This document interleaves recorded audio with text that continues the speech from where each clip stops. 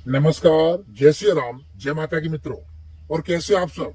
उम्मीद करता हूं कि आप अच्छे से होंगे। मेरे प्यारे भक्तों, आज मैं आपको एक बहुत ही चमत्कारी देवी की साधना बताऊंगा जो आपके दुख दर्द को क्षण मात्र में दूर करने वाली साधना होगी।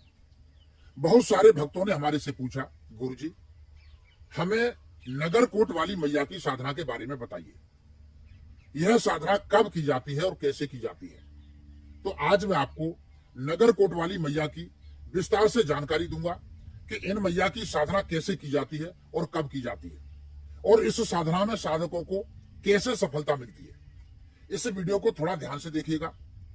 ये बहुत सारे भक्तों का सवाल है, क्योंकि नगरकोट वाली मैया की पूजा तो करते हैं, लेकिन उनकी सिद्धि साधना करके उनका आशीर्वाद कैसे प्राप्त किया जाता है, इसके बारे में हर किसी को पता नहीं होता है। तो मेरे प्यारे मित्रों, वीडियो को ध्यान से देखते रहिएगा, इसे समझिएगा और फिर नगरकोट वाली मैया की साधना करिएगा।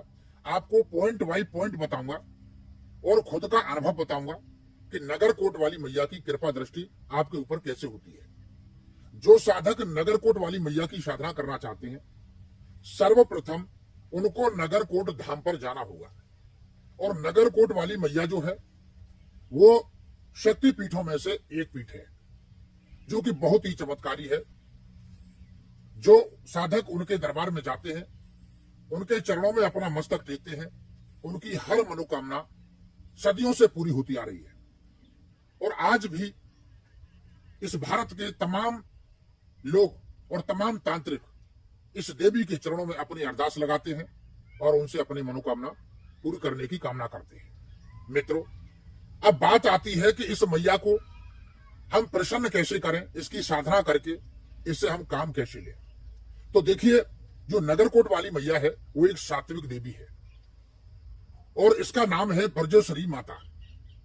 आप इसका उल्लेख तमाम किताबों में देख सकते हैं, गूगल पे भी सर्च करके देख सकते हैं।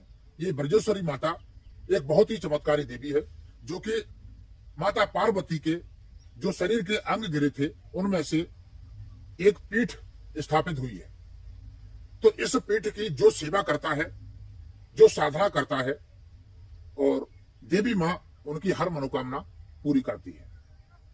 तो देखिए, सबसे पहले मैं आपको बता दूं कि जो तामसिक साधक हैं वो इस साधना को बिल्कुल भी ना करें, और जो लोग सात्विक साधना करना चाहते हैं वो इस नगरकोट वाली मैया की साधना करके उनको अपने अनुकूल बना करके उनसे मन चाहा काम ले सकते हैं।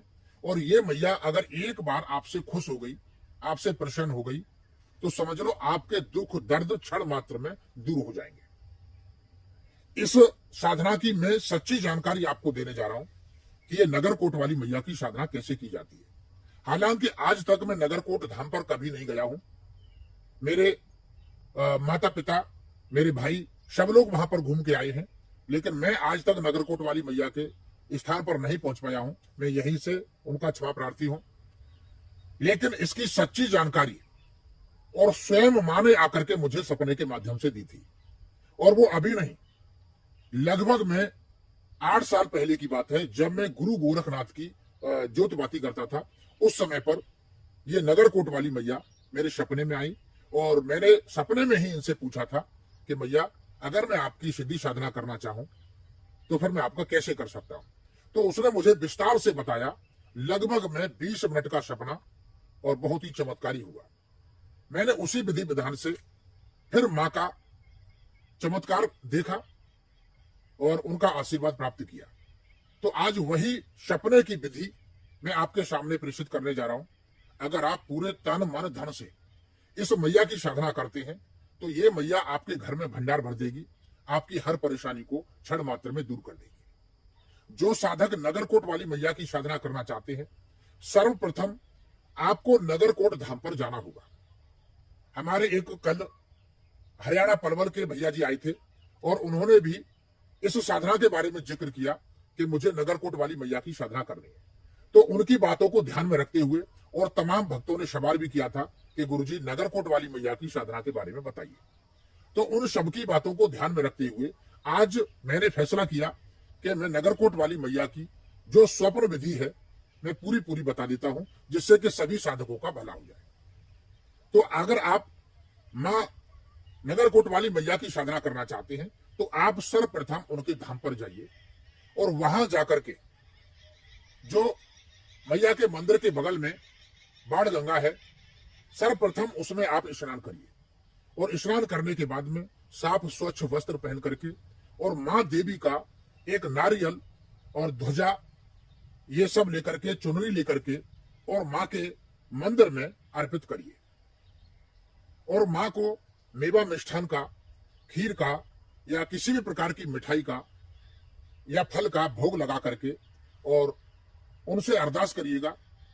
और वहां जो मंदिर है मां का, वह आसपास में अगर आपको कोई देवी की मूर्ति मिल जाए तो मूर्ति लेकर के और आप विधिवत उनका पूजन करें मैया के चरणों में रख करके, और उस मूर्ति को भी आप भोग लगाएं, तिलक लगाएं और मां नगर कोटवाली मैया से अरदास करें, हे मां, हे नगर कोटवाली मैया, आज मैं आपके दरबार में आ गया हूं और मैं आपको अपने साथ ले जाना चाहता हूं और इस मूर्ति में आप अपनी शक्ति को समाहित करिए जिससे कि आप मेरे घर में भी पूज्यमान बन करके पूजा लीजिए।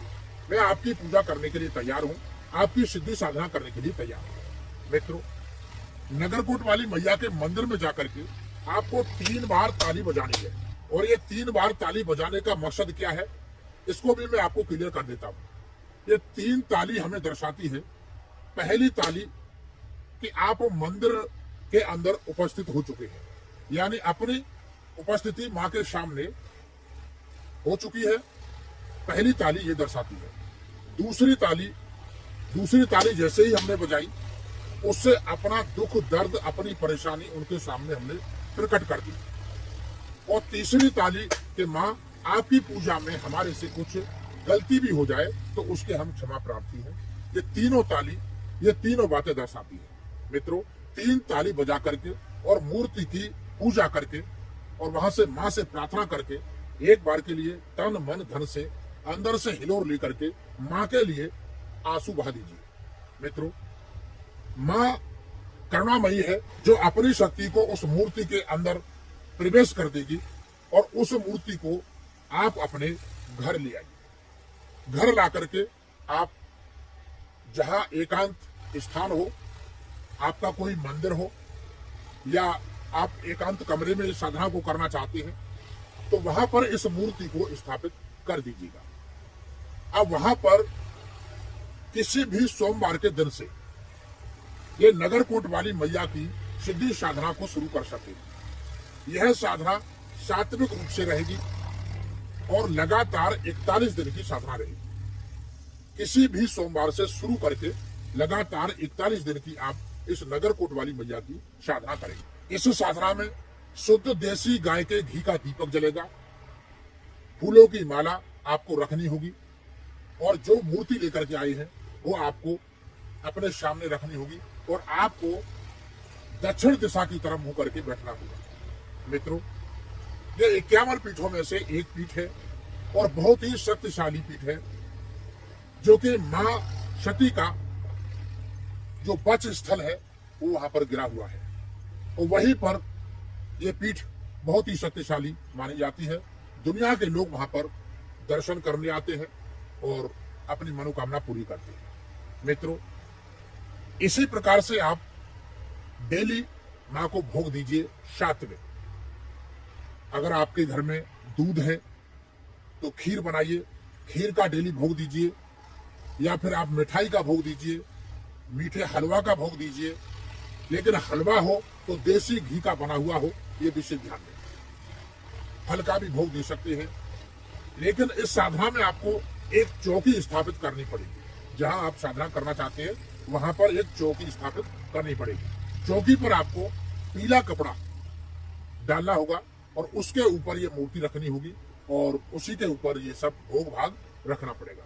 फल, हलवा, मिठाई जो भी है मां का वो रखना पड़ेगा और उसी मूर्ति के सामने आपको अपने तरफ पाती करके देसी शुद्ध गाय के घी का दीपक जला करके रखना है और रुद्राक्ष की माला से, अगर रुद्राक्ष की माला मिलती है तो ठीक है, नहीं तो आप स्पष्टिक मणि माला ले सकते हैं। हालांकि आज के समय में स्पष्टिक बड़ी माला मिलना कठिन हो गया है, लेकिन रुद्राक्ष की माला तो हर घर में देखने को मिल जाएगी। तो रुद्राक्ष की माला ले लें और रुद्राक्ष की माला से आप वीडियो में दिए गए इस मंत्र का दिन प्रतिदिन 11 माला जाप करें।